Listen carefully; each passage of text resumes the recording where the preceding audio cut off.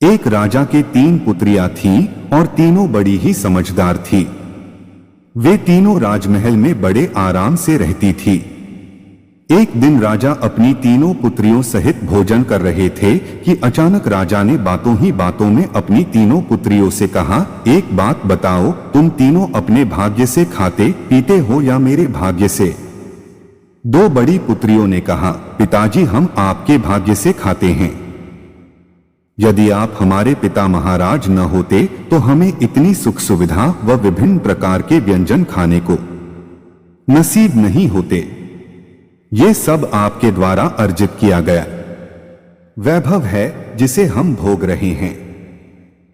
पुत्रियों के मुंह से यह सुनकर राजा को अपने आप पर बड़ा गर्व और खुशी हो रही थी, लेकिन राजा की सबसे छोटी पुत्री ने इसी प्रश्न के उत्तर में कहा, पिताजी मैं आपके भाग्य से नहीं बल्कि अपने स्वयं के भाग्य से यह सब वैभव भोग रही हूँ।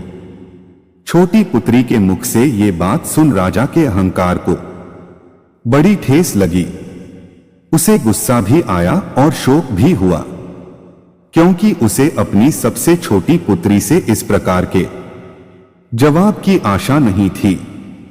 समय बीतता गया, लेकिन राजा अपनी सबसे छोटी पुत्री की वह बात भुला नहीं पाया और समय आने पर राजा ने अपनी दोनों बड़ी पुत्रियों की विवाह 2 राजकुमारों से करवा दिया, परंतु सबसे छोटी पुत्री का विवाह क्रोध के कारण एक गरीब लक्कड़हारे से कर दिया और विदाई देते समय उसे वह बात याद दिलाते हुए कहा, यदि तुम अपने भाग्य से राज वैभव का सुख भोग रही थी तो तुम्हें उस गरीब लकड़हारे के घर भी वही राज वैभव का सुख प्राप्त होगा, अन्यथा तुम्हें भी ये मानना पड़ेगा कि तुम्हें आज तक जो राजवैभव का सुख मिला वह तुम्हारे नहीं बल्कि मेरे भाग्य से मिला। चूंकि लक्कड़हारा बहुत ही गरीब था, इसलिए निश्चित ही राजकुमारी को राजवैभव वाला सुख तो प्राप्त नहीं हो रहा था। लक्कड़हारा दिन भर लकड़ी काटता और उन्हें बेचकर मुश्किल से ही अपना गुजारा कर पाता था। राजकुमारी के दिन बड़े ही कष्टदायी बीत रहे थे, लेकिन वह निश्चित थी, क्योंकि राजकुमारी यही सोचती कि यदि उसे मिलने वाले राजवैभव का सुख उसे उसके भाग्य से मिला था तो निश्चित ही उसे वह सुख गरीब लक्कड़हारे के यहाँ भी मिलेगा। एक दिन राजा ने अपनी सबसे छोटी पुत्री का हाल जानना चाहा तो उसने अपने कुछ सेवकों को उसके घर भेजा और सेवकों से कहलवाया कि राजकुमारी को किसी भी प्रकार की सहायता चाहिए तो वह अपने पिता को याद कर सकती है, क्योंकि यदि उसका भाग्य अच्छा होता तो वह भी किसी राजकुमार की पत्नी होती। लेकिन राजकुमारी ने किसी भी प्रकार की सहायता लेने से मना कर दिया, जिससे महाराज को और भी ईर्ष्या हुई अपनी पुत्री से। क्रोध के कारण महाराज ने उस जंगल को ही नीलाम करने का फैसला कर लिया जिस पर उस लक्कड़हारे का जीवन चल रहा था। एक दिन लक्कड़हारा बहुत ही चिंता में अपने घर आया और अपना सिर पकड़कर झोपड़ी के एक कोने में बैठ गया।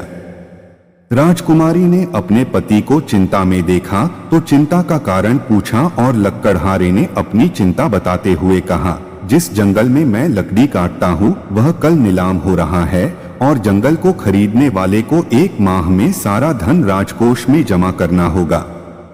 जंगल के नीलाम हो जाने के बाद मेरे पास कोई काम नहीं रहेगा जिससे हम अपना गुजारा कर सके। राजकुमारी बहुत समझदार थी, उसने एक तरकीब लगाई और लक्कड़हारे से कहा, जब जंगल की बोली लगे तब तुम एक काम करना, तुम हर बोली में केवल 1 रुपया बोली बढ़ा देना।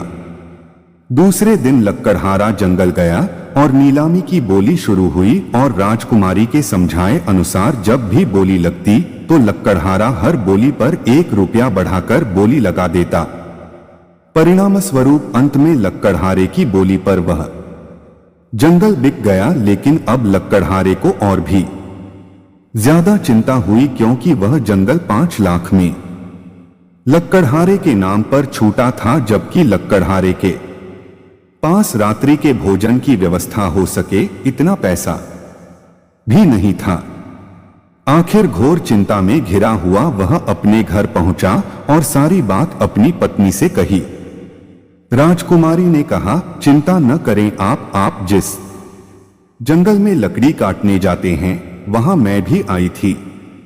एक दिन जब आप भोजन करने के लिए घर नहीं आए थे और मैं आपके लिए भोजन लेकर आई थी, तब मैंने वहां देखा कि जिन लकड़ियों को आप काट रहे थे वह तो चंदन की थी।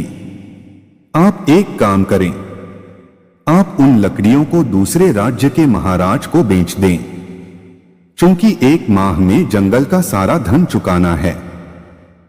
हम दोनों मेहनत करके उस जंगल की लकड़ियां काटेंगे और साथ में नए पौधे भी लगाते जाएंगे और सारी लकड़ियां राजा को बेच दिया करेंगे। लकड़हारा ने अपनी पत्नी से पूछा कि क्या महाराज को नहीं मालूम होगा कि उनके राज्य के जंगल में चंदन का पेड़ भी है। राजकुमारी ने कहा, मालूम है, परंतु वह जंगल किस ओर है यह नहीं मालूम है। लकड़हारा को अपनी पत्नी की बात समझ में आ गई और दोनों ने कड़ी मेहनत से चंदन की लकड़ियों को काटा और दूर दराज के राजाओं को बेचकर जंगल की सारी रकम 1 माह में चुका दी और नए पौधों की खेप भी रुकवा दी ताकि उनका काम आगे भी चलता रहे। धीरे धीरे लकड़हारा और राजकुमारी धनवान हो गए। लकड़हारा और राजकुमारी ने अपना महल बनवाने की सोच एक दूसरे से विचार विमर्श करके काम शुरू करवाया। लकड़हारा दिन भर अपने काम को देखता और राजकुमारी अपने महल के कार्य का ध्यान रखती।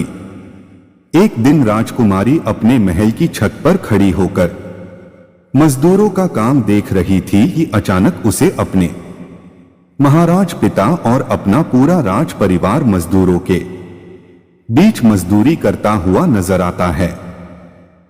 राजकुमारी अपने परिवार वालों को देख सेवकों को तुरंत आदेश देती है कि वह उन मजदूरों को छत पर ले आए। सेवक राजकुमारी की बात मानकर वैसा ही करते हैं। महाराज अपने परिवार सहित महल की छत पर आ जाते हैं और अपनी पुत्री को महल में देख आश्चर्य से पूछते हैं कि तुम महल में कैसे दौड़। राजकुमारी अपने पिता से कहती है, महाराज, आपने जिस जंगल को नीलाम करवाया वह हमने ही खरीदा था क्योंकि वह जंगल चंदन के पेड़ों का था। और फिर राजकुमारी ने सारी बातें राजा को कह सुनाई। अंत में राजा ने स्वीकार किया कि उसकी पुत्री सही थी। संसार में सभी अपने नसीब से पाते हैं, सबका अपना भाग्य होता है, सबको अपने भाग्य से ही मिलता है। दोस्तों, वीडियो कैसी लगी कमेंट में जरूर बताएं। साथ ही वीडियो को लाइक शेयर जरूर करें। अगर चैनल पर नए हो तो चैनल को सब्सक्राइब जरूर करें।